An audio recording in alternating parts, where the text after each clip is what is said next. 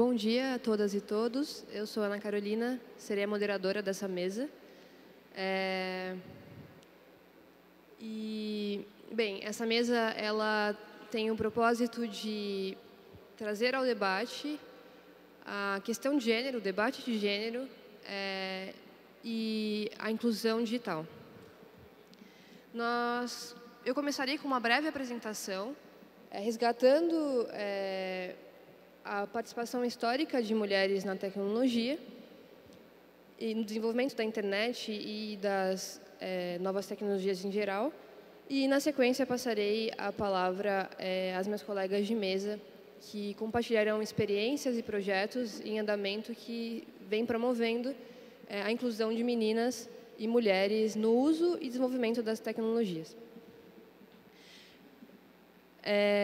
Só para contextualizar, essa proposta ela surgiu a partir de uma iniciativa da ISOC Brasil, em parceria com o UF Observatory e com o SP Legal Hackers, de realizar uma edição do Girls in ICT Day, que é uma iniciativa da ITU, e nós percebemos que muitas de nós vínhamos fazendo importantes reflexões sobre essa questão e entendíamos que ainda há muito o que se discutir, inclusive nos fóruns da governança da internet.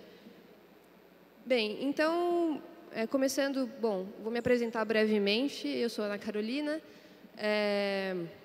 fui fellow da ISOC ano passado no LAC-IGF e no IGF. Fui também fellow da Escola de Governança na Internet, promovida pelo NIC-BR e pelo CGI.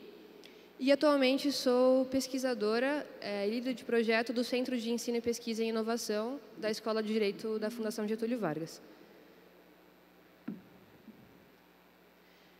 Bom, mas vamos começar a tratar então do que nos trouxe aqui.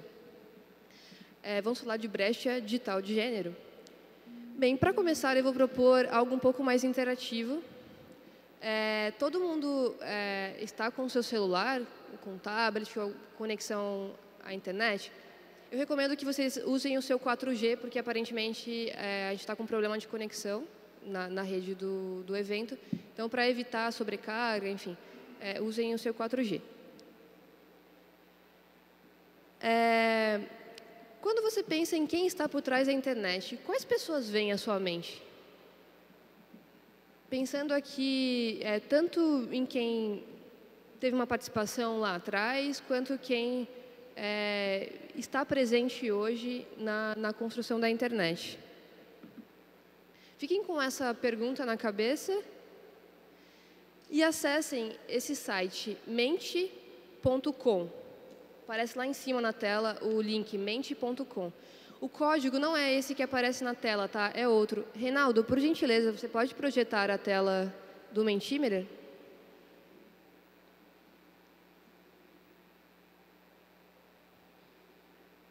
Reinaldo...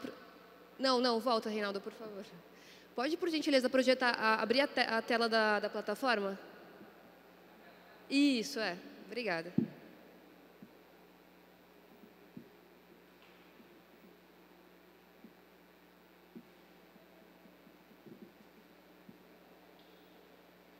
Todo mundo acessou o site? Tá. Vocês vão inserir esse código 768015 para ingressar na página. Vocês têm 3 opções de resposta, então vocês podem, responder com 3 nomes.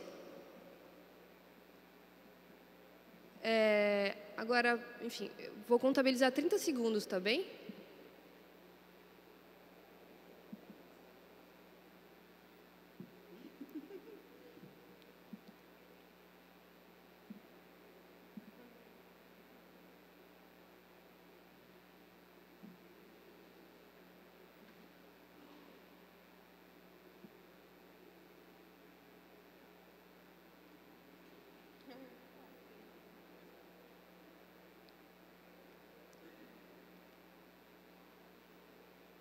Que bom que vocês colocaram o professor Demi.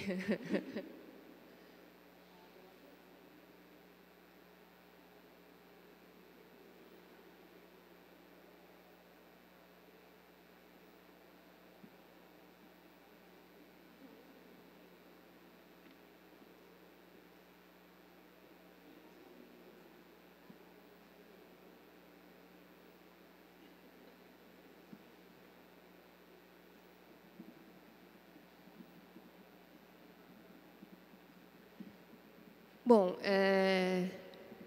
a gente conseguiu já 25 respostas, 25 participações. Então, acho que a gente pode trabalhar com essa nuvem de palavras que aparece aí.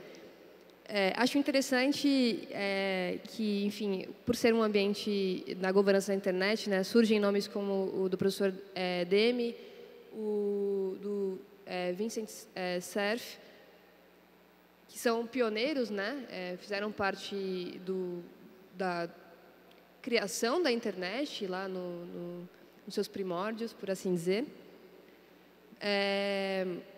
Mas como muitos apontaram, de fato, o que vem à nossa mente, de um modo geral, são nomes de homens brancos do Vale do Silício.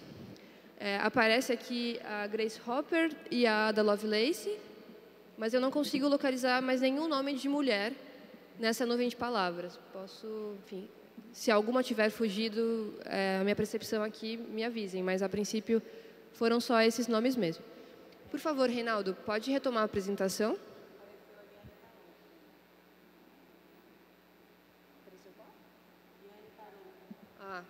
Então temos 3 nomes de mulheres na nuvem de palavras.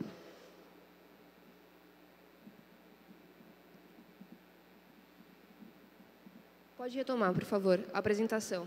Isso, os slides.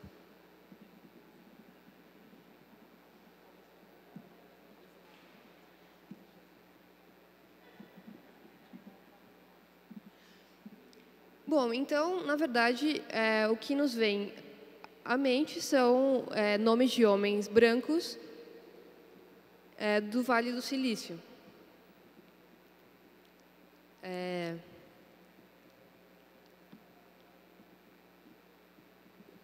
Só um minutinho para retomar a apresentação.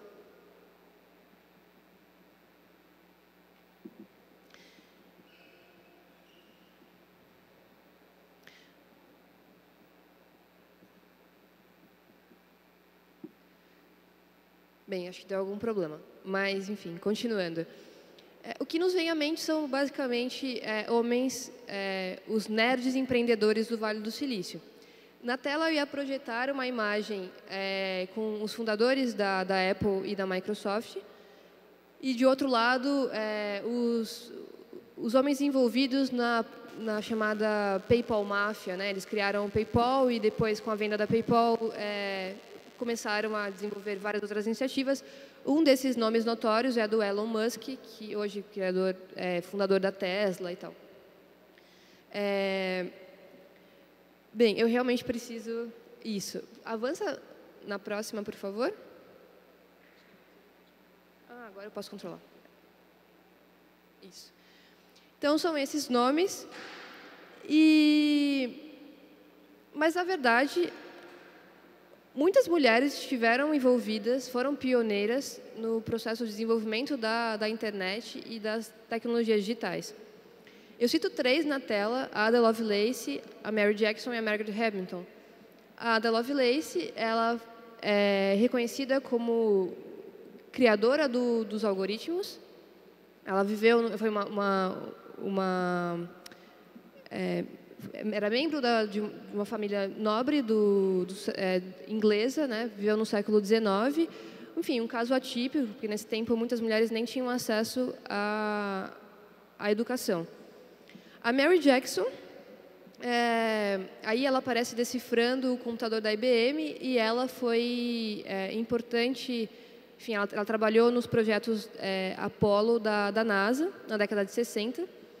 E ela é uma das protagonistas daquele filme Mulheres Estrelas Além do Tempo. E, por fim, a Margaret Hamilton, ela liderava uma equipe que programou a missão Apollo 11, a viagem, a missão Apollo 11. Então, essa pilha de papéis de cadernos que ela segura, na verdade, são os códigos que levou os humanos à Lua. Mas não só de história vivem as mulheres, né? Há uma série de outras pioneiras e também mulheres contemporâneas que, enfim, desempenharam e desempenham um papel importante. E apenas a título de ilustração, eu trouxe aqui a Kate Bowman, que, enfim, ficou famosa no primeiro semestre desse ano, porque ela desenvolveu o algoritmo que permitiu que a gente conseguisse obter uma imagem dos buracos negros. E essa pilha de HDs que ela segura, né, enfim, essa imagem foi muito comparada à imagem da Margaret Hamilton. Essa pilha de HDs reúnem os dados que compõem essa imagem do buraco negro. Mas como se deu, né, essa exclusão ao longo das décadas da mulher no processo de criação e desenvolvimento da internet e das novas tecnologias? Bem, a primeira turma de Ciência da Computação da USP, de 1974, era composta majoritariamente por mulheres. 70% da turma era de mulheres.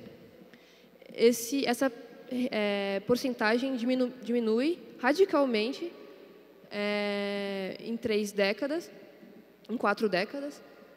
E em 2016, a participação de mulheres na composição dessa turma era só de cerca de 14,6%. E por que isso? No início da programação, a programação exigia muita atenção, era um trabalho muito minucioso, exigia atenção, paciência, não tinha o glamour que depois adquiriu por conta da comercialização, enfim, primeiro da computação, né, e depois da internet, a partir da década de 90. É com esse processo de comercialização das tecnologias digitais que os homens passam a ganhar maior protagonismo, porque, enfim, as profissões relacionadas a esse meio se tornam mais atraentes, mais promissoras, e surge o estereótipo do empreendedor nerd, o homem jovem, né, do Vale do Silício. Não à toa, a gente tem ali, na década de 80, Steve Jobs, Bill Gates, por trás, enfim, do começo desse movimento. E também algo a se destacar é a importância dos computadores pessoais, que eram mais focados em games, e eles contribuem e esses games contribuem para que a criança tenha um primeiro contato com a tecnologia e se torne atraída por ela. E depois, enfim, queira desvendá-la e tudo mais.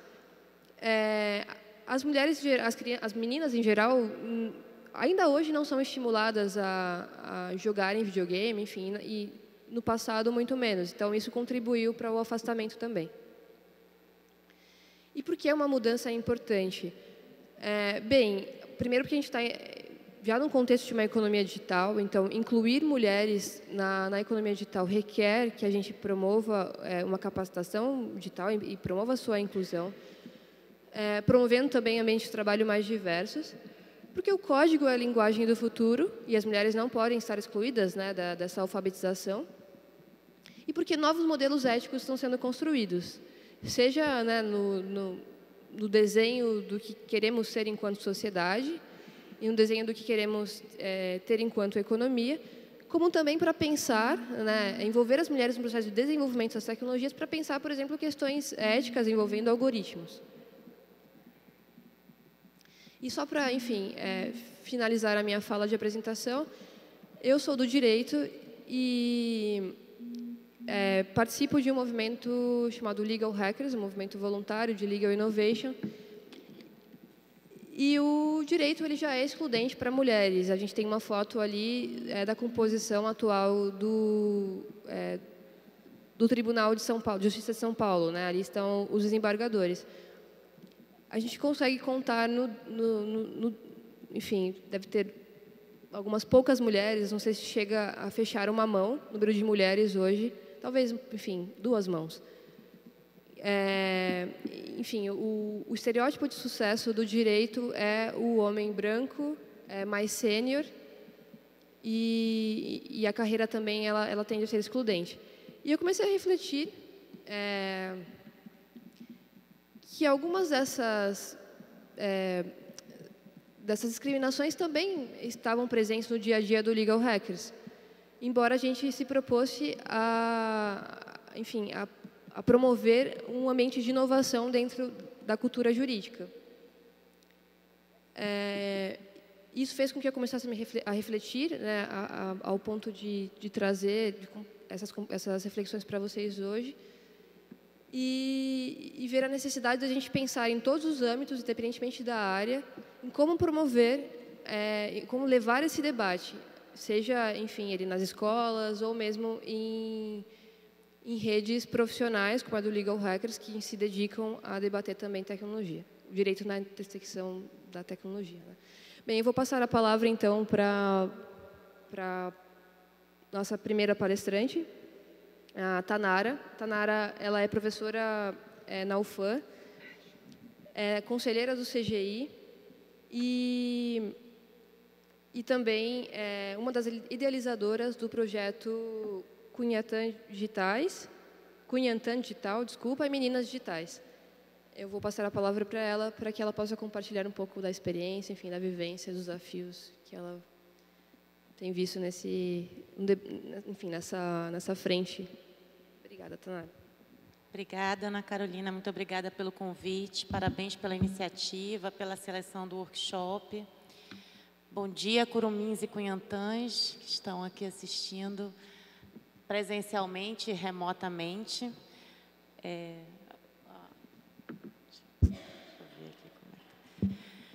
Bem, a minha ideia aqui hoje é nós falarmos um pouquinho sobre o projeto, que eu sou uma das coordenadoras, que é o projeto Cunhantã Digital, que é um projeto que a gente desenvolve dentro da Universidade Federal do Amazonas, no Instituto de Computação, mas com o apoio de várias outras instituições no estado do Amazonas também. A Universidade do Estado do Amazonas, o IFAM, algumas escolas da rede pública. Então, qual é um dos problemas que nós temos? Hoje, o país tem um desemprego de 13%. Esse dado é recente, mas ele já cresceu, né? Ele é de maio. E nós temos uma quantidade grande de vagas na área de TI. O Brasil tem 460 mil vagas em TI aberta, mas faltam profissionais qualificados. E aí a gente fala de profissionais homens e mulheres.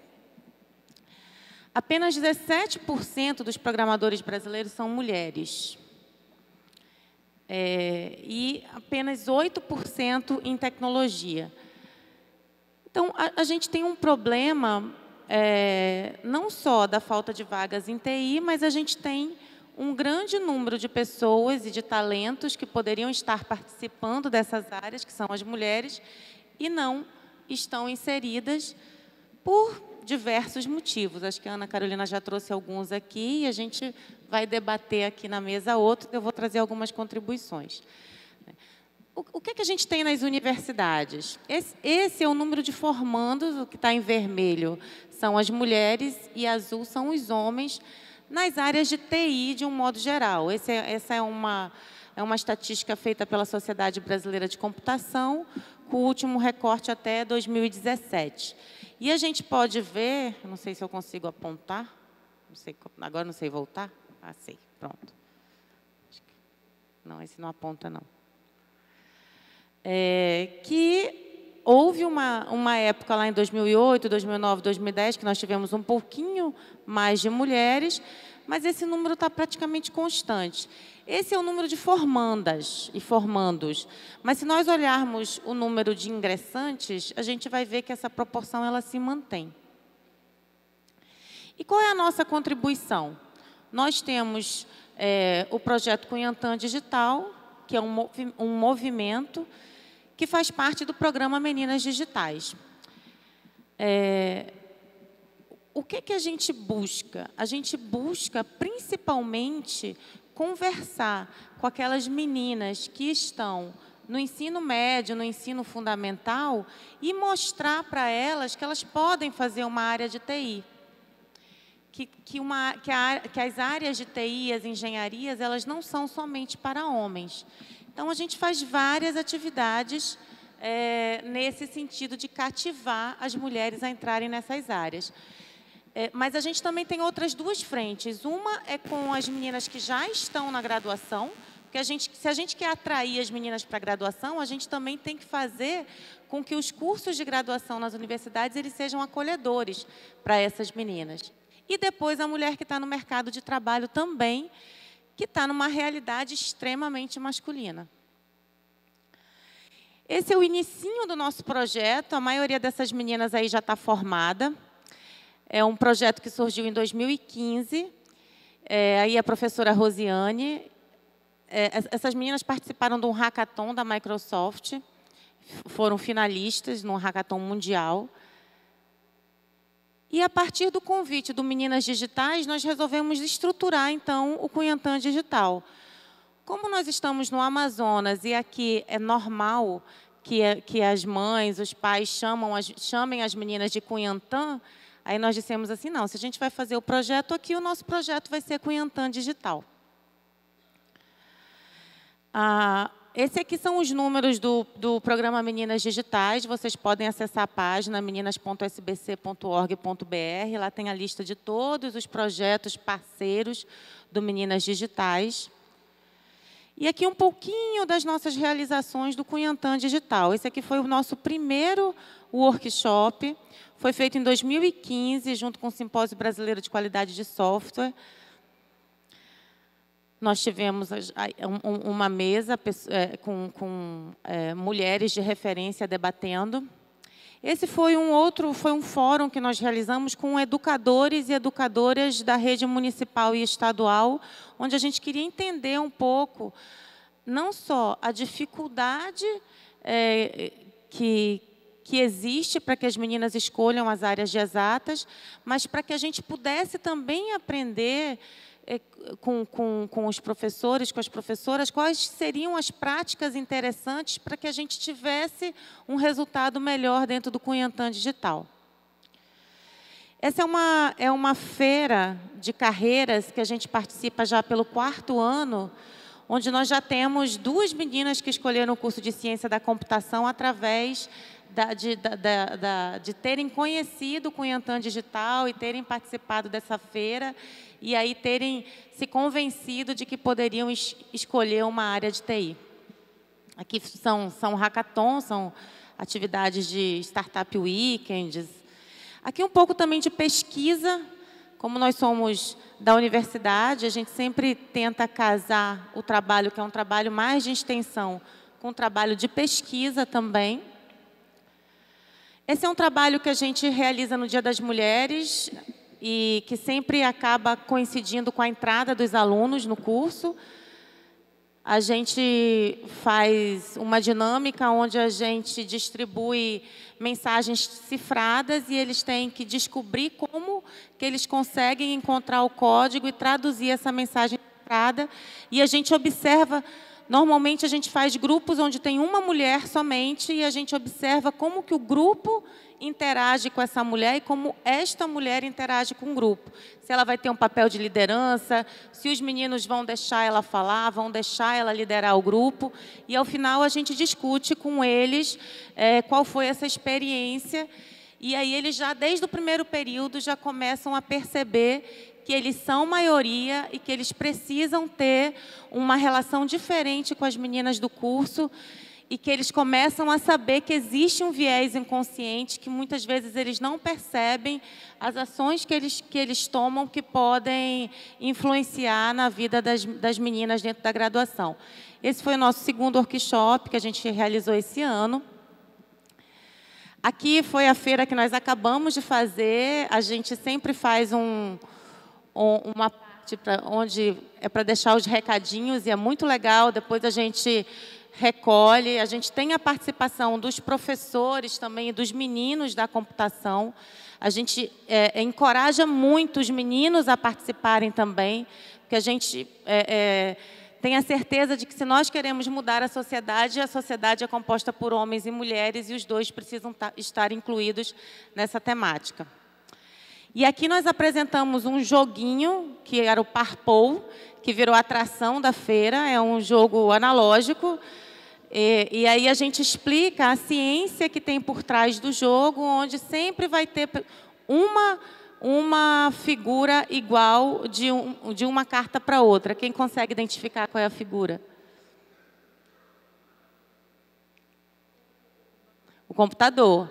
Então, quem identifica primeiro vai ganhando. E a gente tinha vários, a gente sempre leva brinquedos analógicos, mas para mostrar que a computação, que a tecnologia, ela é feita de lógica, ela é feita de ciência, e a gente tem sempre um grande envolvimento. Esse foi o projeto que nós realizamos ano passado, que foi o Makers, em 3 municípios do estado do Amazonas.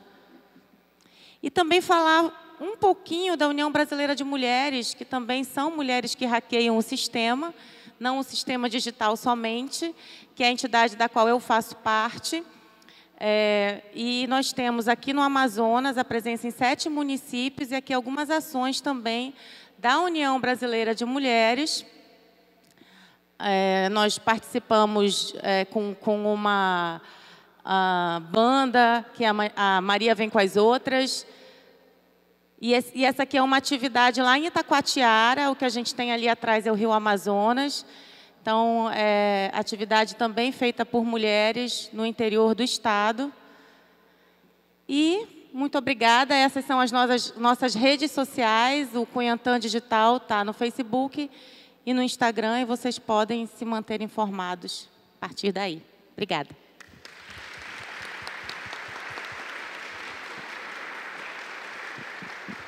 Obrigada, Tanara. Agora, nós passaremos a palavra a Camila Camilo, que é Community Manager da Rede Fab Lab Livre São Paulo e atua com o desenvolvimento de políticas públicas para a inclusão digital e tecnológica, promoção, diversidade e equidade de gênero na cidade de São Paulo pela Secretaria de Inovação e Tecnologia. Ela vem como representante do governo e é engenheira mecânica em formação,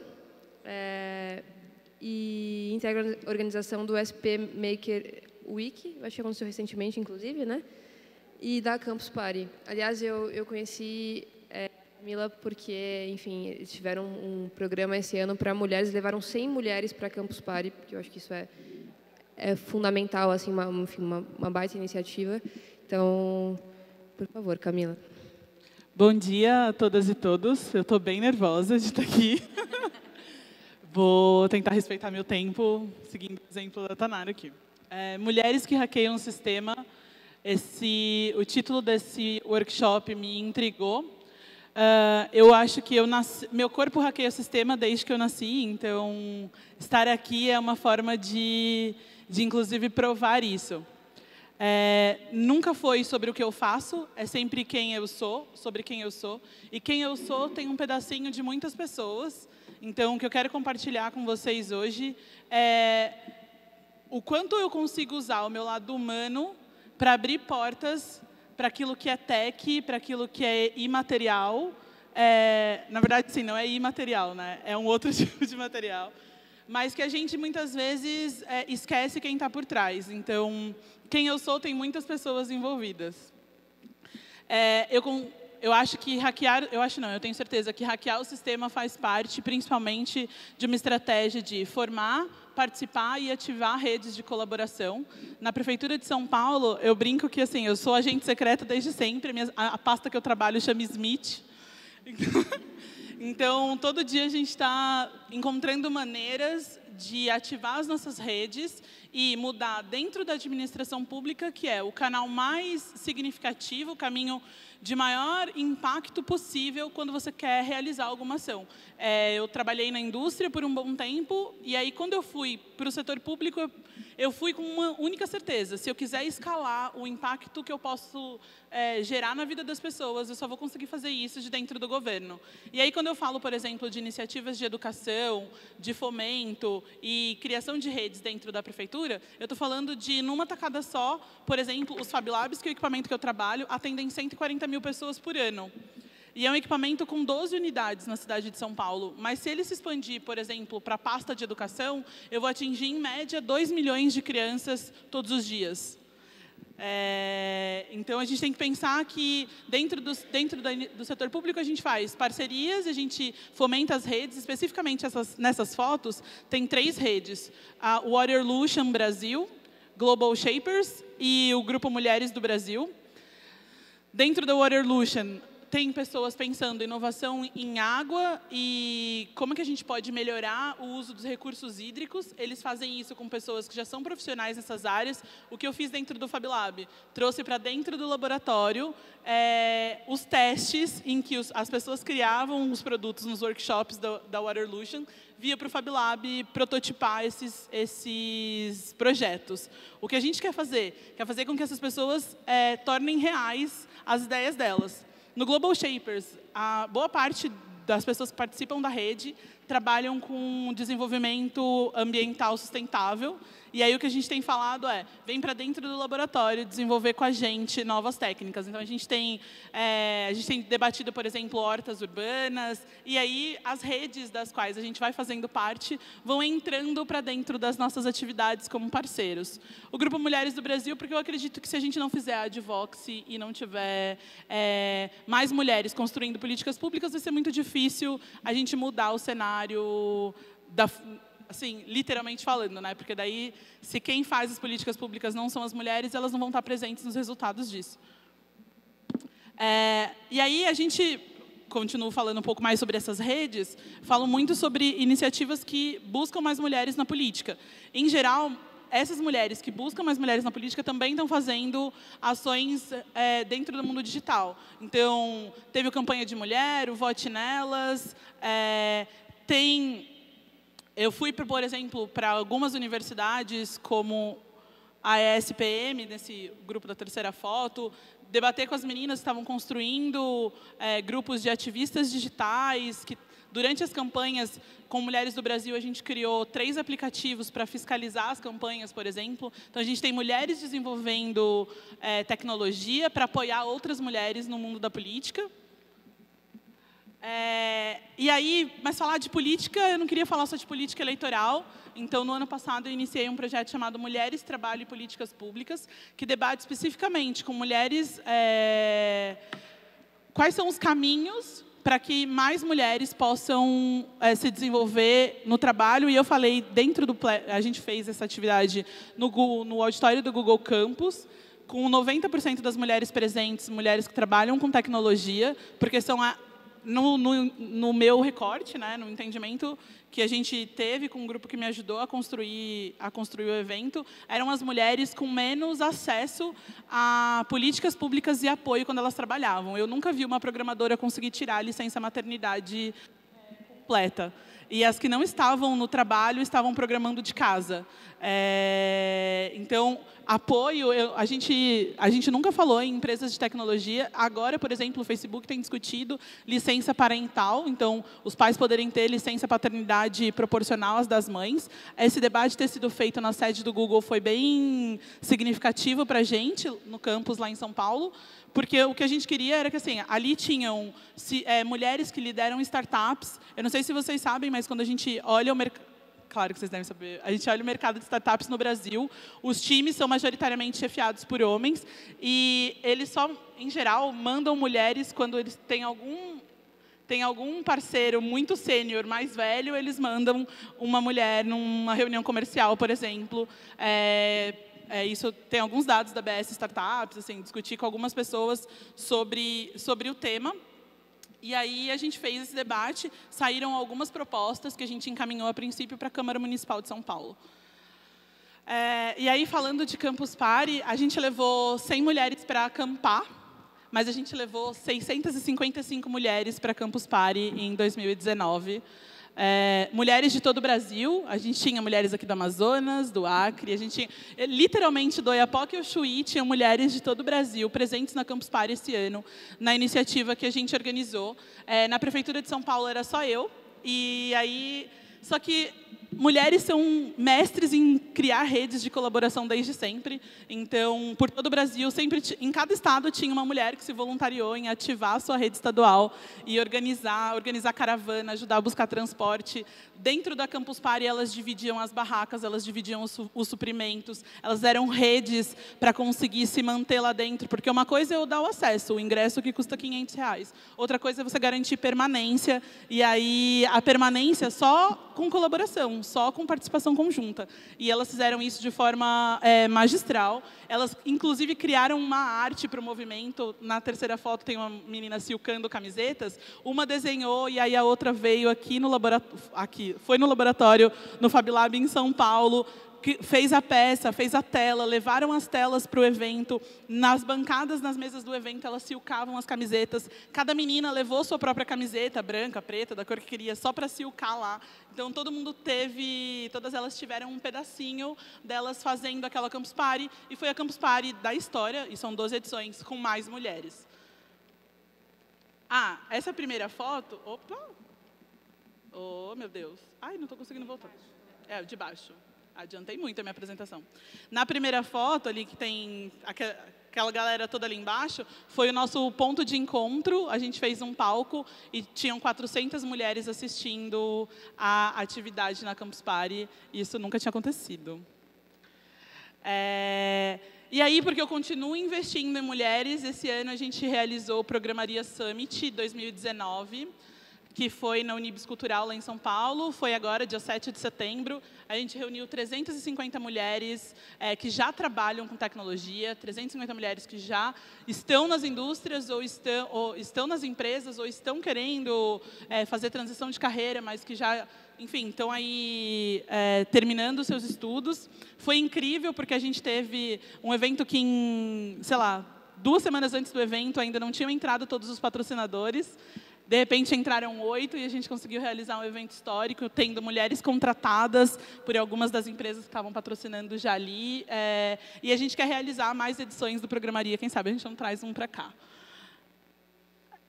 E porque eu acredito muito que eu consigo colaborar com as pessoas indo até elas. Então, eu tenho dado mentorias em parceria com o Plano de Menina, nas escolas públicas de São Paulo. Enfim, apoio o Startup Weekend Women e outras iniciativas, outros hackathons. Também tenho ido a movimentos como o ProLíder, formando novas redes, especificamente para cuidar de meninas e meninas negras que entram nessas redes de fomento e empreendedorismo, mas não se sentem apoiadas e nem representadas. E aí, uma dica que eu sempre deixo tenha conexões com pessoas inspiradoras e que ajudam no desenvolvimento pessoal e profissional.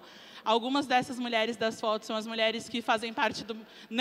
tirando a Malala, que é de quem eu sou fã mesmo, a Rachel e a Ana Fontes e a Iana são pessoas que fazem parte do meu Powerboard. Então, tenham mulheres que sejam referência. Dentro da administração pública, eu tenho falado isso, que a gente precisa se fortalecer e a gente consegue hackear o sistema tendo boas mentoras. Algumas delas fazem isso por mim, eu espero poder fazer isso por outras.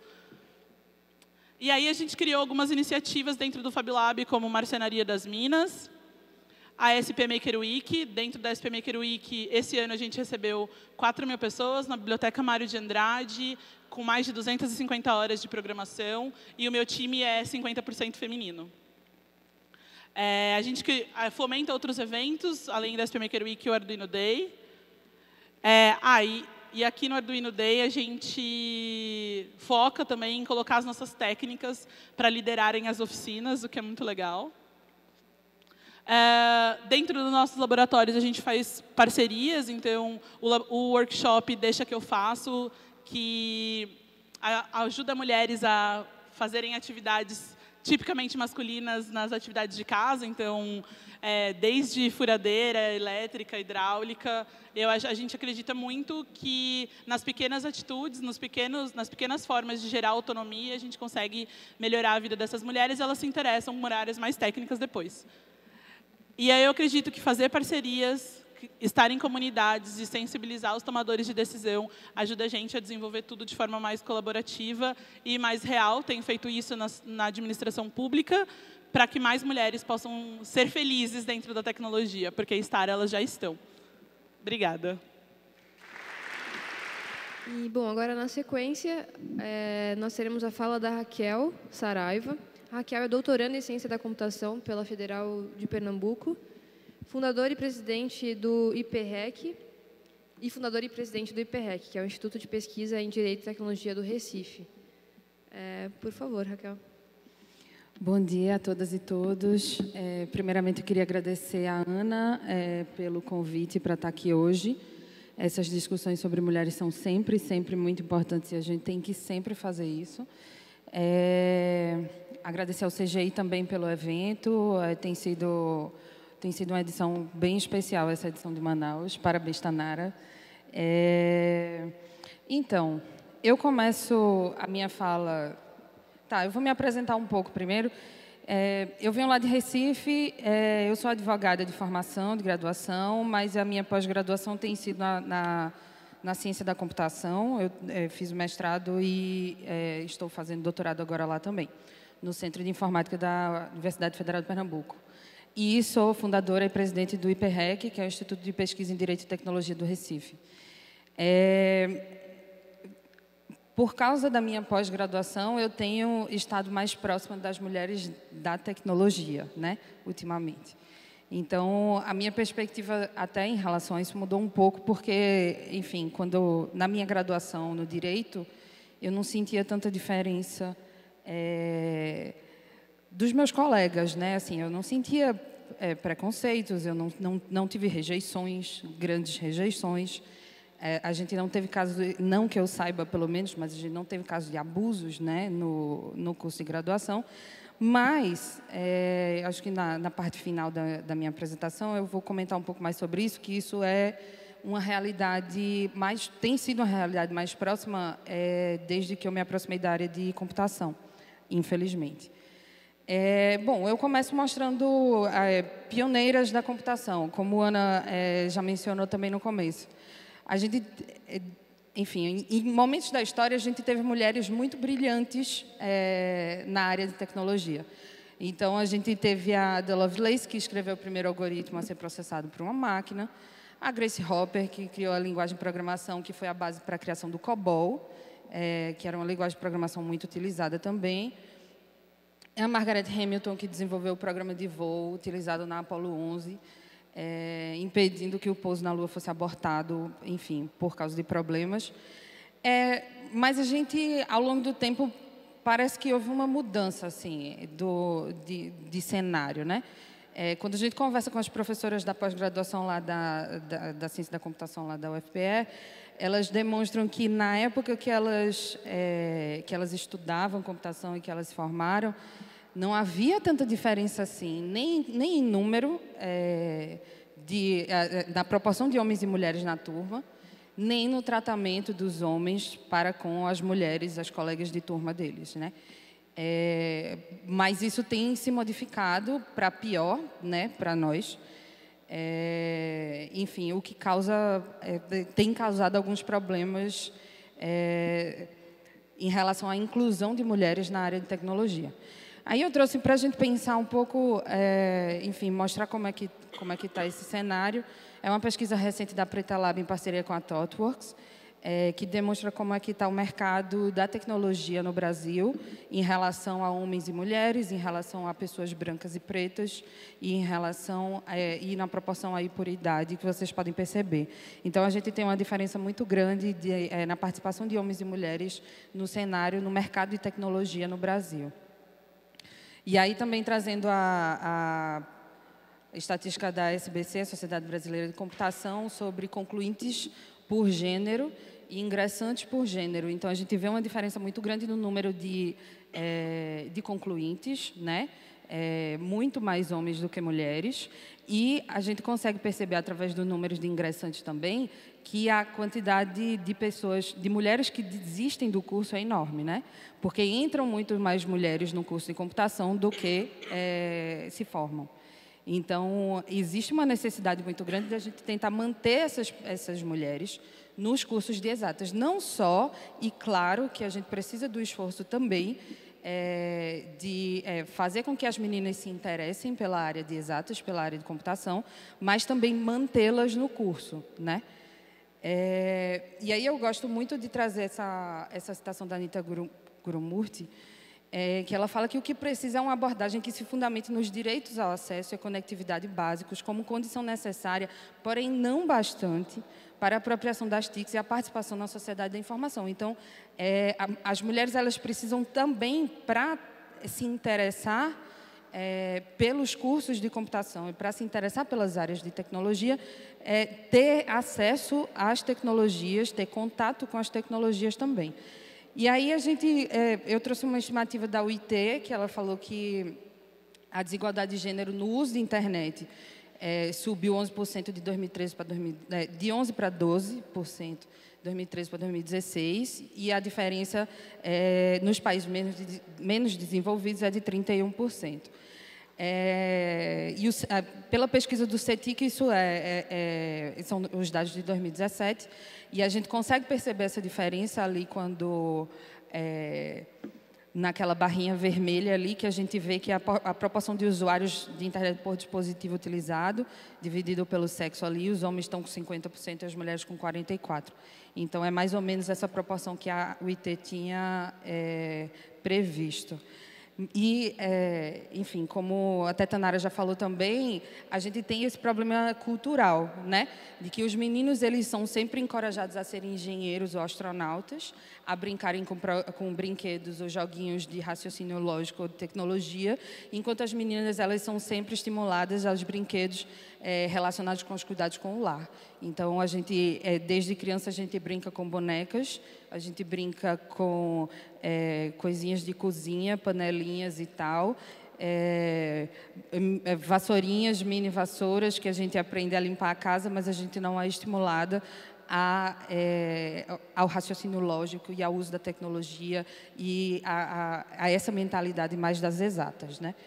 E aí eu queria, só para finalizar, falar sobre o Cíntia, que é um grupo que foi criado lá na UFPE, no Centro de Informática, que no começo era para ser um grupo justamente como o Tanara trabalha com cunhatão digital, que é de estímulo à participação, à entrada de meninas nos cursos de computação. Então, a gente foi para uma primeira reunião lá no ano passado, o grupo tem 1 ano agora, completou 1 ano recentemente, e a gente foi chamado uma reunião pelo coordenador do curso de computação, que, obviamente, depois ele se utilizou da função dele de coordenador do curso para chamar essa reunião e encorajar as mulheres a se reunirem lá.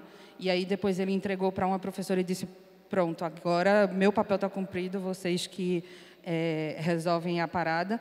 Mas essa primeira reunião ela era para ser uma coisa assim, vamos trazer mais mulheres para dentro do Centro de Informática, e como a gente faz isso? Mas ela acabou virando uma catarse coletiva de depoimentos de abusos que eram sofridos pelas meninas dentro do Centro de Informática, pelas alunas, principalmente dos cursos da graduação. A gente tem 3 cursos lá, que é o de Ciência da Computação, Engenharia da Computação e Sistemas de Informação. Então, eram relatos de abusos, tanto entre colegas, né, de aluno para aluna, quanto de professor para aluna, que era um cenário que a gente não conhecia e que a gente não esperava. E o grupo acabou tomando mais esse contorno, além daquela primeira função inicial, ele acabou tomando esse contorno de acolhimento dessas meninas e de tentativa de promover um espaço mais inclusivo e menos discriminatório dentro do próprio Centro de Informática. E aí, com isso, enfim, várias ações já foram feitas. As meninas organizaram um hackathon, que era para ser primordialmente ter participantes mulheres, né? E elas conseguiram isso e foi muito bom o resultado. A gente também já fez um trabalho em escolas do entorno da universidade, um mini curso de Python para as meninas, de uma escola pública que é vizinha à universidade, e elas acharam sensacional e ficaram muito interessadas. Foram 4 sábados de trabalho e que, enfim, possivelmente vai mudar a vida dessas meninas. Eu acho que é isso que eu tinha para contribuir. Eu fico à disposição para trocar, para a gente debater, que eu acho que a conversa vai ser muito interessante. Obrigada novamente e é isso.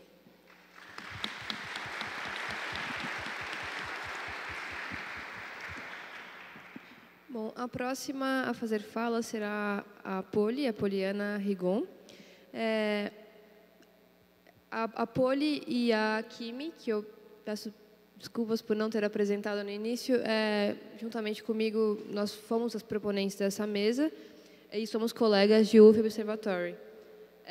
A Kimi hoje está fazendo a relatoria da mesa e a Poli fará a última fala. Na sequência, se a Kimi quiser acrescentar alguma coisa, acho que, enfim, seria bacana, porque ela tem bastante experiência também, enquanto alguém que, enfim, trabalha atualmente no setor empresarial, mas tem formação na ciência da computação. Bom, vou apresentar, então, a Poli.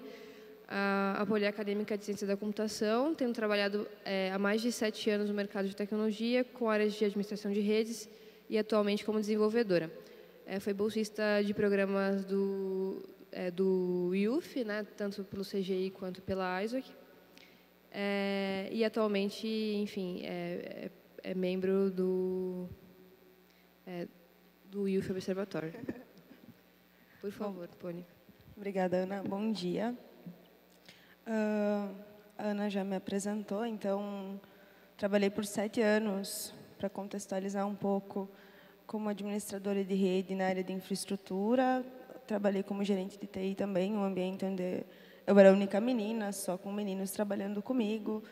E agora estou trabalhando na Compasso, que é uma empresa do Grupo Audívio, como DevOps. Então, eu trabalho com desenvolvimento e com infraestrutura, uma pegada um pouco diferente. Mas, para começar, né, é sempre importante lembrar, a gente está falando de tecnologia, a gente está falando do mercado de TI, a gente faz várias ações para que mulheres ingressem na área de tecnologia, mas se a menina não quiser entrar na área de tecnologia, está tudo bem também. A gente pode fazer o que a gente quiser. A gente tem esse poder de decisão e a decisão é nossa. A área de TI é um campo muito bom, é um mercado com inúmeras possibilidades, com muitas opções. Então, são várias carreiras a serem seguidas, são várias tecnologias a serem aprendidas, né? E o primeiro e mais importante de tudo isso é que você não está sozinha, né? A gente está no mercado de trabalho, a gente está na academia, a nossa briga por estar presente, por estar falando, vai cada vez aumentar mais, eu espero, né? E dentro disso, algumas situações que eu gostaria de compartilhar com vocês, para que a gente possa contextualizar que apenas estar presente não é o suficiente, né? Eu talvez seja um pouco mais rebelde, mas no sentido de que, assim, uma das nossas avaliações desse painel falava que, tá bom, meninas, mas esse assunto está meio batido já, né? Vocês já estão aí, então, vocês acham que realmente precisa continuar falando sobre isso? Né? Não sei. Ou questão de diversidade, que como é que vocês querem brigar por diversidade se o painel é só de mulheres? Conversamos internamente e pensamos, vamos colocar um menino como relator, né? Já que normalmente é um lugar que a mulher é colocada, né? Querem diversidade e vamos nos posicionar igual. Mas a nossa amiga Kimi, com certeza, é muito melhor que vários homens que poderiam estar aqui. Então, continuamos com ela. Dentro disso, algumas situações da questão de ir muito além de estar, né? Trabalhei muito tempo crimpando cabo de rede, fazendo fusão de fibra ótica se precisasse, subindo em forro, subindo em poste, vários trabalhos que são masculinos, né? Tive algumas situações muito chaves que eu gostaria de compartilhar, de escutar comentários do meu ex-chefe, de, por exemplo, nossa, como seu desempenho melhorou depois que você começou a namorar, né, Poli? Então, assim, com certeza, eu não sou a única que escuta esse tipo de coisa, né? Em alguns grupos dos quais eu participo, conversei com algumas meninas, se elas me autorizavam a utilizar suas histórias para mostrar para vocês o quanto isso ainda é latente, tá? Então, não tenho o nome delas, mas autorizaram que estivesse aqui. A imagem de cima, a menina trabalha com banco de dados. Ela está contando que, dentro do programa de estágio, ou num contexto maior, ela não tem resposta de praticamente ninguém se não tenha um desenvolvedor junto com ela, porque a pessoa vai responder ao desenvolvedor e não a ela, né? Ela está ali só como coadjuvante da cena, apesar da informação ser para ela.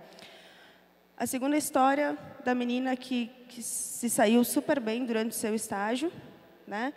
Foi efetivada num tempo mais curto do que seus colegas e teve que escutar insinuações do que foi o tipo de coisa que ela teve que dar para o chefe dela para ter sido efetivada, né? Ou, vamos fazer a mesma coisa que você. O que exatamente você fez para poder ser efetivada tão cedo? Ela usou a inteligência dela para fazer o trabalho dela, né? Linda. É uma informação útil para todo mundo, que pode ser usada com bastante facilidade, né? Inteligência. E, assim, a gente ainda escuta, né? O mercado não tem diferenciação, todo mundo contrata todo mundo. Na prática, a gente sabe que, inclusive, é proibido você dizer que só quer homem ou mulher, né? Na teoria, né? Mas, na prática, a gente continua vendo coisas como esse embaixo, que se vocês lerem as últimas 2 palavras, diz o quê para a vaga? Sexo masculino, né? Eu até não... Tinha um e-mail embaixo, né, para mandar o currículo para a vaga, cortei por questões de que, né? A ideia aqui é a gente enxergar que vai muito além dessa nossa conversa de que a gente precisa. A gente está no mercado, a gente está entrando, tá. Mas e quão complexo é lidar com tudo isso diariamente?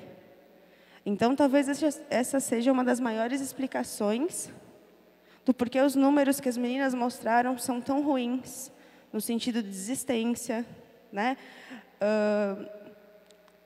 É um trabalho muito resiliente, conseguir assim, resistir de verdade à pressão da faculdade, à pressão dos professores que não te respondem, que estão sempre duvidando da sua capacidade, né?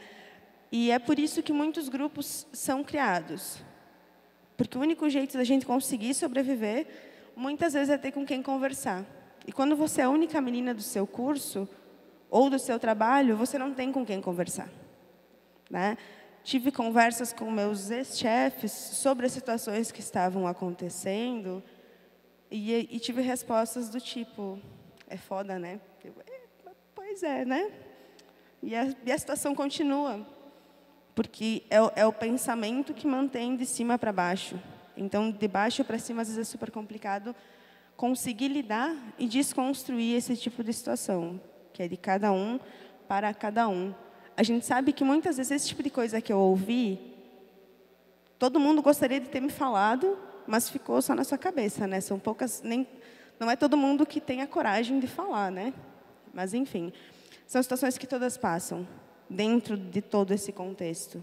Então, é super importante que a gente tenha em quem se apoiar para conseguir resistir ao final da faculdade, a entrar no mercado de trabalho, a se manter no mercado de trabalho, a não duvidar. A mulher é muito mais autocrítica, né?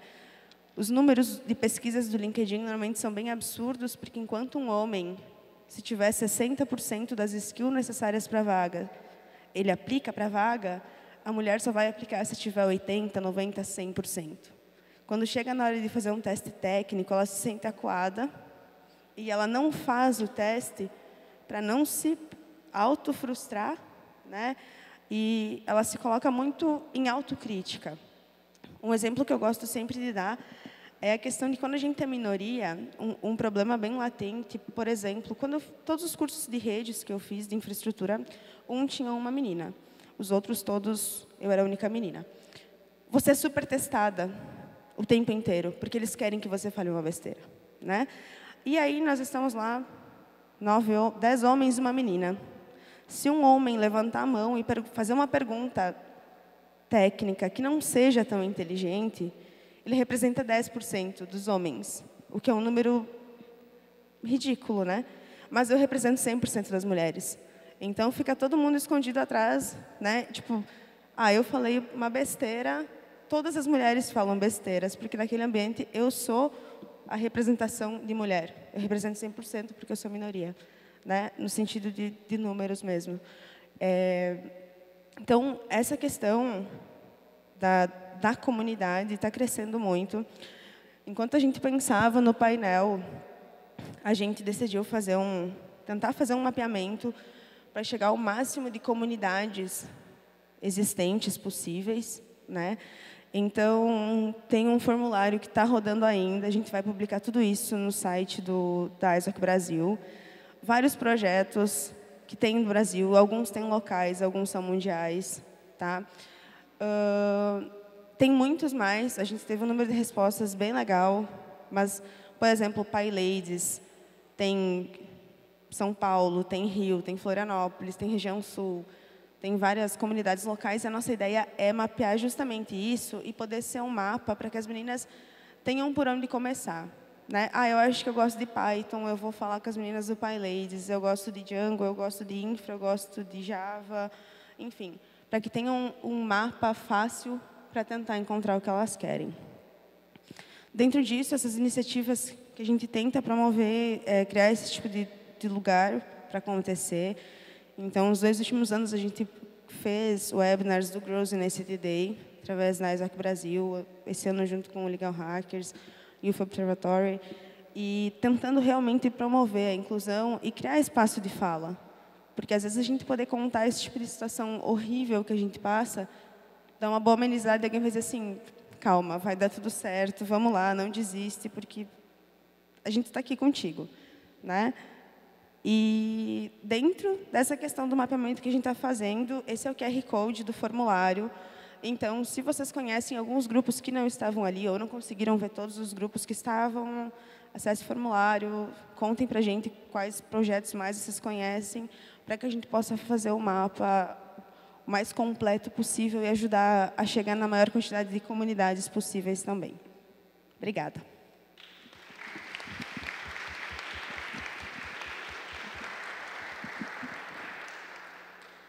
Muito obrigada, Poli. Bom, então, acho que podemos passar agora a abrir para perguntas do público. Primeiro, o público presencial. Eu peço que vocês sejam breves nas perguntas, porque nós temos, enfim, poucos minutos para essa interação, mas ela é importante. E, na sequência, a gente vai abrir para a participação da audiência remota. Se apresente, por favor.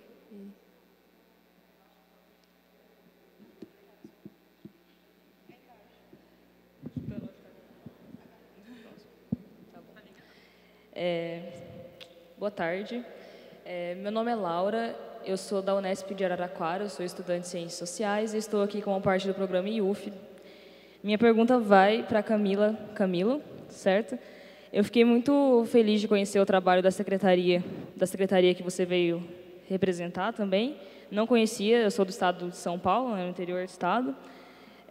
Queria saber se você poderia mencionar alguns desafios de promover esse trabalho em uma prefeitura municipal e como é possível transformar essa atuação da secretaria atual, na sua composição atual, em uma política de Estado, e não só uma política de governo, ou então uma política que é impulsionada pelo grupo, ou pelo grupo que está ali atuando.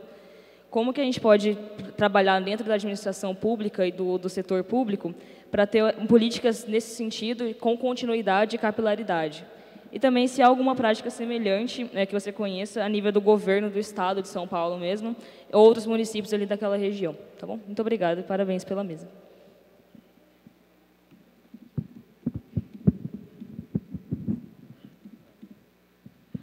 Oi, gente, valeu pela apresentação, foi muito massa. Eu sou a Vanessa, sou do Hackerspace Feminista Maria Lab, em São Paulo, e a minha pergunta é para a Tanara, sobre como que é essa articulação dos movimentos das mulheres e feministas aqui de Manaus e do Amazonas com as mulheres, né, que estão trabalhando com a tecnologia, como é que tem sido esse relacionamento e se elas têm trazido demandas para vocês, como capacitação, mais conhecimento sobre tecnologia ou até ajuda para questões de ataques cibernéticos, como, hackearam a minha conta, estão vazando meus nudes, ou coisas assim, perdi, coisas assim. Então, queria saber se existe essas demandas e esses pedidos também. E, enfim, é isso. Obrigada. Boa tarde, meu nome é Manuela, eu sou bolsista do IUF, sou de Minas Gerais, e é uma pergunta para a mesa no geral. Eu queria saber como que foi essa experiência de ingressar nesse mundo como multiplicadoras, porque muitos dos projetos que vocês fazem é nessa posição de multiplicadoras, de chamar mais pessoas para as áreas de tecnologia e agregar pessoas. Então, saber os desafios e do início desse processo mesmo, como que foi para vocês se inserirem nessa área e começarem projetos que agreguem mais pessoas. Obrigada. Boa tarde, Primeiramente, obrigado pela apresentação, achei muito boa. E a minha pergunta acho que vai mais para a Raquel e para a Tanara. Vocês falaram muito sobre esse ambiente da recepção das mulheres na graduação, na área de ciência da computação e nas exatas em geral. Mas eu queria saber qual é a percepção de vocês na pós-graduação, se existe uma diferença muito grande, se o quadro é ainda mais grave, ou, enfim, se tem alguma peculiaridade na experiência de vocês. Obrigado.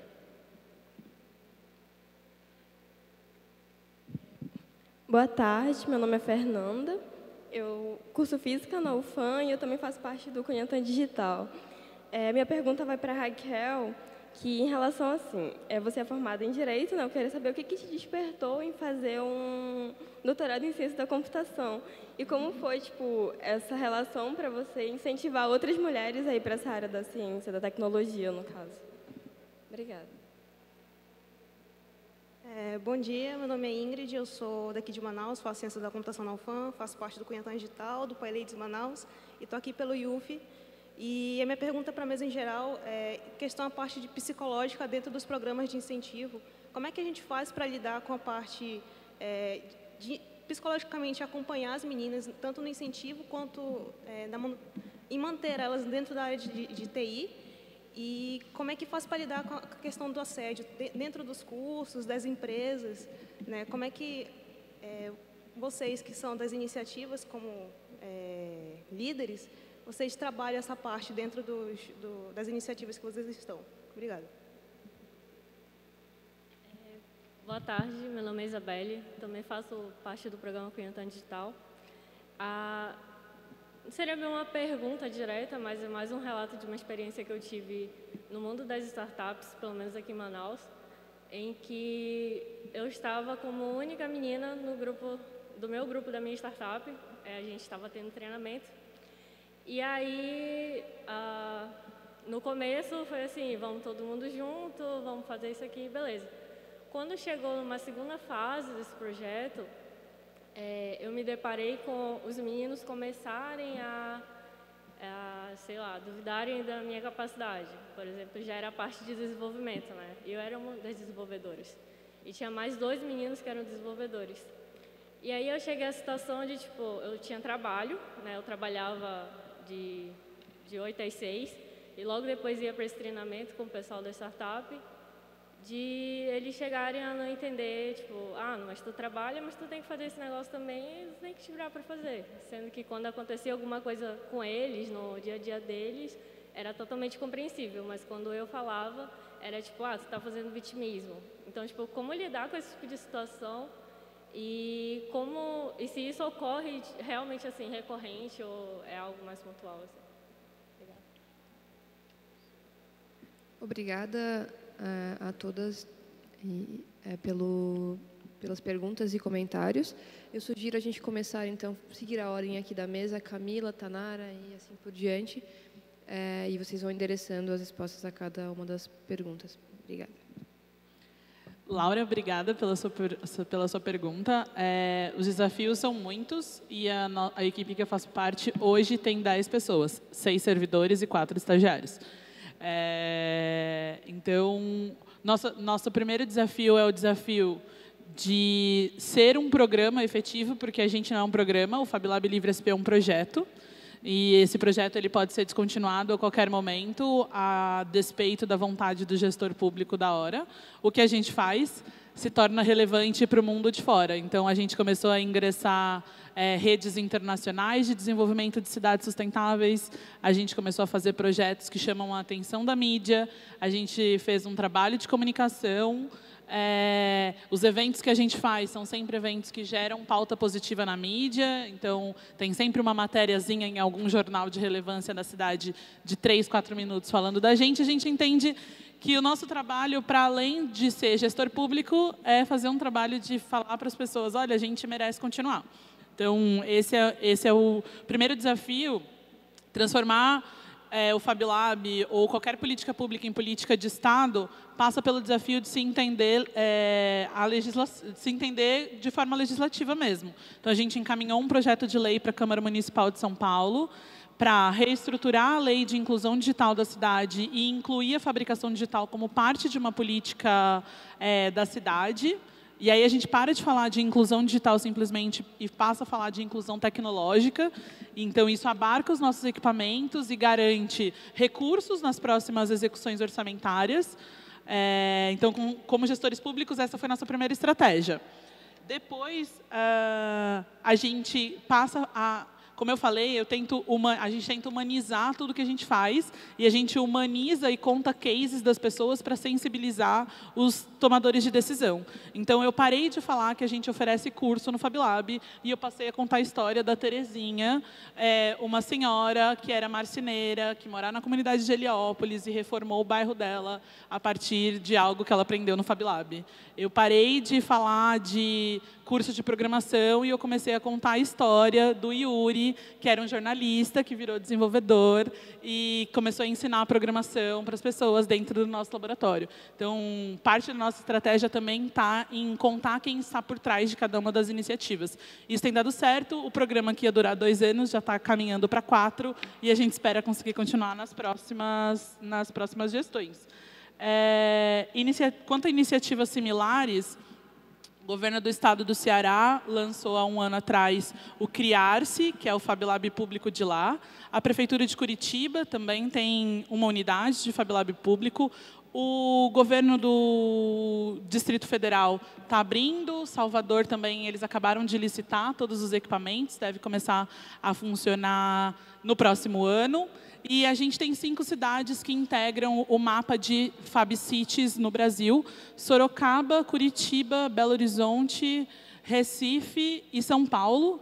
E a gente acabou de reunir essas cidades no primeiro Fórum Brasileiro de FabCities durante a SP Maker Week na semana passada, para traçar as diretrizes, né? Como é que o Brasil vai se unir para ser um país mais sustentável a partir da fabricação digital. Só vou tentar responder rápido as outras perguntas. Saúde mental e permanência das meninas nos programas. Eu acho que, como eu falei também na apresentação, criar redes de colaboração é fundamental. Ter apoio psicológico, eu sempre indico para todas as comunidades de tecnologia de meninas e mulheres em que eu estou próxima, que elas se conectem com redes de terapeutas ou psicólogos. Os espaços em que as mulheres se reúnem tendem a ser espaços mais seguros.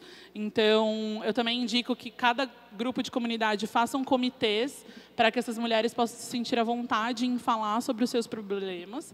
Na Smith, propriamente, a gente criou Mulheres na Inovação e Tecnologia. A gente tem um evento que é anual, mas a gente criou um comitê e um canal para denúncias de assédio, por exemplo. Então, as meninas têm 2 mulheres que são... Elas não são nem dos recursos humanos, elas são técnicas, mas se dispuseram e têm um acompanhamento profissional para serem as ouvintes desses relatos e ajudarem a encaminhar de uma forma melhor, enfim, para que os tomadores de decisão consigam ter subsídio para agir em cima dos fatos quando eles acontecem. E quando alguém desconfia da sua capacidade, isso vai sempre acontecer, a gente mesmo desconfia das nossas capacidades de se desenvolver. Eu sempre digo que é bom fazer um exercício do espelho e dizer para você mesmo algumas afirmações todos os dias de manhã, mesmo que no começo você não acredite. Obrigada.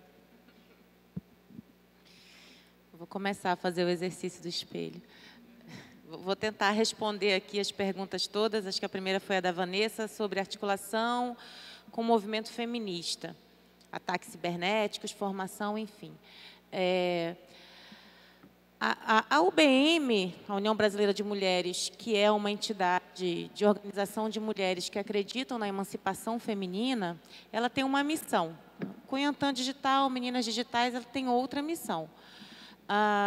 O que a gente tenta fazer no Cunhantã Digital nós não somos apenas um movimento que busca levar mais mulheres para a computação. Não, a gente quer empoderar essas mulheres, a gente quer conversar com essas mulheres, a gente quer mostrar para elas, fazer o exercício do espelho, né? Mostrar para elas que elas são capazes. E nisso tem muita coisa em comum com o que a UBM faz. No entanto, a UBM, nós temos mulheres de várias faixas etárias, de várias classes sociais, de várias cidades. Às vezes, a realidade, elas são muito diferentes. Então, muitas vezes, a mulher que está ali na UBM, ela está sofrendo violência do marido, ela não tem dinheiro para pegar um ônibus. O ataque cibernético é algo que hoje não é uma realidade com as mulheres que a gente tem contato na UBM.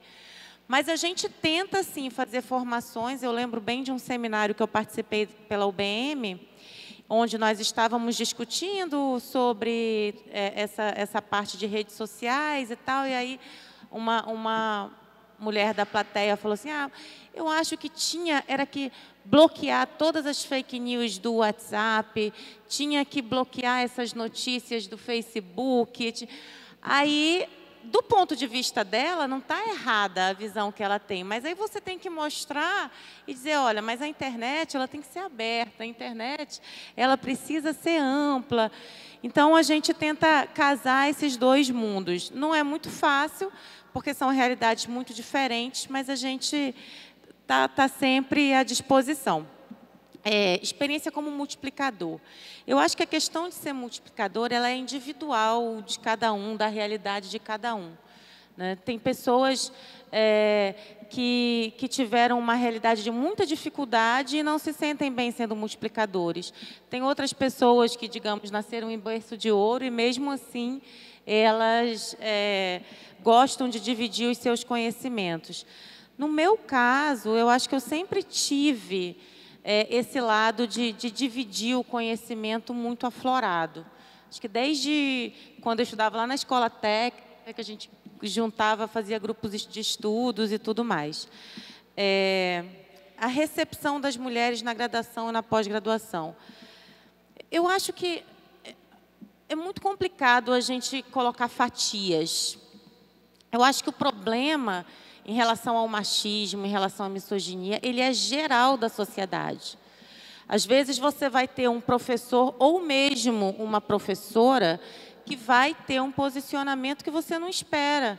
Como você vai ter um chefe, como você vai ter alguém na padaria, enfim. Eu não vejo que o problema na pós-graduação possa ser maior do que na graduação ou maior do que no ensino médio. Ele pode ser, às vezes, encarado de maneira diferente. Pode ser que a mulher na pós-graduação esteja mais preparada para falar sobre aquilo ou para tentar um auxílio, e as meninas ali na graduação, no ensino médio, elas ficam mais retraídas, elas não sabem como que aquela reclamação ou aquilo que ela passou vai ser recebido pelas outras pessoas, e muitas vezes é muito mal recebido, né? A menina sofre um assédio, mas o que foi que ele fez? Mas quais foram as palavras que ele usou? E, às vezes, é um movimento de corpo. Às vezes, é a forma como a pessoa está te olhando, que está te assediando. Não precisa falar nada, mas as mulheres percebem e as mulheres entendem o que está acontecendo. E aí a menina vai dizer, mas o que eu vou dizer se ele não falou nada? Então, é algo que precisa ser visto. Eu acho que uma coisa... Na área da computação, que é a área que eu participo, muitas vezes a gente tende a tratar de problemas que não são só das meninas. Então, todas as vezes que a gente faz uma pesquisa nessa área, é preciso que você pesquise as meninas e os meninos, para você identificar esses problemas. É verdade que muitas mulheres na computação desistem, mas os homens também desistem. Nós temos uma pesquisa realizada dentro do Instituto de Computação, onde as nossas meninas percentualmente formam mais do que os meninos, elas desistem menos dentro da computação, mas no final você tem, claro, um número de homens se formando ainda muito maior do que de mulheres. E eu acho que, por fim, é muito importante os modelos, é muito importante. Foram trazidas aqui vários modelos de mulheres destaques na computação, mas uma coisa importante é nós termos modelos brasileiras, mulheres brasileiras e mulheres da sua comunidade, para que as nossas meninas possam se espelhar nessas mulheres. E as redes de acolhimento, as redes de discussão. A gente faz uma atividade no ICOMP que se chama Cunha Share. É o compartilhamento dos problemas. A gente, às vezes, chama de Cunha Cry, mas mas é feito só entre as alunas. Porque tem coisas que elas falam entre elas que elas não vão falar para uma professora, mesmo que seja mulher. Porque, às vezes, desrespeitam um colega de trabalho. Então, essa rede de apoio, de compartilhamento, ela é muito importante. O acolhimento, a sororidade são extremamente importantes. Bom, vamos lá. Da minha experiência sobre o cenário de pós-graduação, é mais ou menos isso que a Tanara falou. Assim, eu acho que eu estou num programa que ele também tende a ser, não exatamente, mas ele tende a ser interdisciplinar, porque nos últimos anos ele tem recebido muita gente de outras áreas. Então, e entram muitas mulheres de outras áreas. Então, a proporção, a gente tem lá na UFPE, nos cursos de graduação, lá no Centro de Informática, a gente tem uma proporção de 90% de meninos e 10% de meninas. Na graduação, na pós-graduação, o cenário é um pouco mais equilibrado. Mas, assim, de experiência pessoal, a minha recepção foi sempre muito boa. Assim, eu não tive problemas na pós-graduação com nenhum tipo de abuso ou nenhum tipo de preconceito, meramente pelo fato de eu ser mulher. Eu tive mais, assim, um pouco mais de, eu não diria preconceito, mas eu diria uma certa animosidade pelo fato de eu vir de outra área completamente diferente. Então, isso já conecta com a outra pergunta também, por que eu fui parar na computação. Foi simplesmente pelo fato de que eu queria estudar esses temas de tecnologia, mas o direito não me acolheu, porque os programas de pós-graduação em direito, pelo menos lá em Recife, eles são muito exclusivos e muito tradicionais, assim, no direito puro. Então, a gente fica é mais complicado de estudar um tema multidisciplinar assim. Por isso que eu fui parar na computação, que foi quem me acolheu. Eu encontrei um orientador desde o mestrado e eu consegui desenvolver os trabalhos que eu queria lá com ele. Foi mais ou menos por aí. Mas aí, nesse sentido, eu senti mais animosidade pelo fato de eu vir de uma outra área, muito mais no mestrado do que agora no doutorado, quando eu estava realmente chegando, do que pelo fato de ser mulher. Assim, nunca, ainda bem, não tive esse problema. Mas não é o caso assim, lá na graduação, como eu falei, a gente teve essa reunião do Cíntia, a primeira reunião em que a gente escutou casos de abusos entre colegas, enquanto meninos que ficavam fazendo apostas para saber quem das meninas da turma eram virgens. Esse tipo de coisa assim que... Eu vou me arriscar aqui falando uma coisa que talvez não seja muito certa, mas isso pode ser muito da imaturidade também das pessoas quando elas estão na graduação, sabe? Que, assim, são adolescentes, eles estão chegando ali num lugar completamente diferente, que não é mais aquele espaço protegido de colégio, assim, que você tinha qualquer coisa, corre para coordenação e, sei lá, o menino me bateu ou alguma coisa assim. Mas é um pouco de imaturidade mesmo, eu acho que por conta da idade. Eu acho que quando você chega no cenário pós-graduação, as pessoas já estão mais calejadas e, como a Tanara falou, as mulheres conseguem se impor mais do que as meninas de 17, 18, 19 anos que entram na universidade. Assim, eu acho que são cenários que a gente não pode comparar por causa disso. Enfim, como eu trabalho estimulando outras mulheres a entrarem na área, eu acho que eu faço isso que eu estou fazendo aqui hoje. Eu sou sincera em relação à minha experiência pessoal e ao que eu encontrei. Mas, ao mesmo tempo, eu procuro estimular no sentido do que Poli falou. Você pode fazer o que você quiser, inclusive entrar numa faculdade de computação, se você quiser, sabe? Porque a questão é que, muitas vezes, na infância ou na adolescência, a gente não é estimulada a isso. Ou a gente é sempre, enfim, jogada naquela coisa de que mulher não sabe matemática, então ela não pode fazer uma engenharia. Mas a gente precisa começar a desconstruir isso culturalmente, inclusive. Né? A partir de agora, sei lá, as crianças que vocês encontrarem, que cruzarem o caminho de vocês, filhos, sobrinhos, afilhados, etc., etc., estimularem as meninas a uma outra posição que não seja essa, sabe? De que elas podem fazer o que elas querem, inclusive ser boas em matemática, inclusive entrar na engenharia. É mais ou menos por aí, assim, eu acho. A pergunta, acho que foi da Manu, de por quê e como, né? Resumindo, porque é muito particular, né? Eu sempre fui uma aluna nota 10 em matemática, literalmente, sempre gostei de matemática, nunca fui muito de outras áreas e continuei aí, cheguei na computação, apesar de uma leve pressão da minha mãe por mim entrar na área de direito, né? Aconteceu, não vou te matricular, vamos fazer outra graduação. Depois acabei na informática igual, né? Mas o como é isso que a Raquel falou, assim, eu acho que aquele trabalho de formiguinha que acontece diariamente. E quando você está conversando com outra menina, diz assim, mas é legal fazer outras coisas, você nunca pensou, abrir, mostrar, compartilhar e não parar esse trabalho em conjunto, encontrar a comunidade, se sentir acolhida. E lidar com a questão psicológica é um desafio muito grande, realmente, de toda essa situação que a gente convive.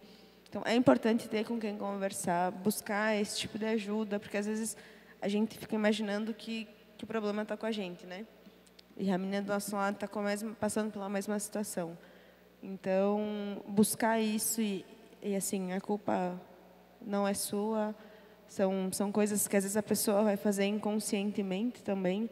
Então, às vezes, é legal você levantar e, tipo, moço, não está certo, né? Vamos pensar um pouquinho diferente. Às vezes, a própria menina tem algum tipo de pensamento machista. Isso acontece muito, não é só o homem que faz esse tipo de coisa, né? Então, é um trabalho de formiguinha e de desconstrução que a gente vai fazendo no dia a dia para conseguir que as pessoas enxerguem um pouquinho diferente e aceitem as informações de maneira um pouco diferente também. Obrigada, Poli. Bom, então encerramos a mesa. Gostaria de agradecer a todas as mulheres dessa mesa pela participação e espero que a gente tenha, enfim, deixado, possibilitado um momento de reflexão dentro do fórum para uma pauta tão importante como essa. E é isso. Eu gostaria de agradecer também ao suporte do CGI, do NIC, e a realização do evento também. Obrigada.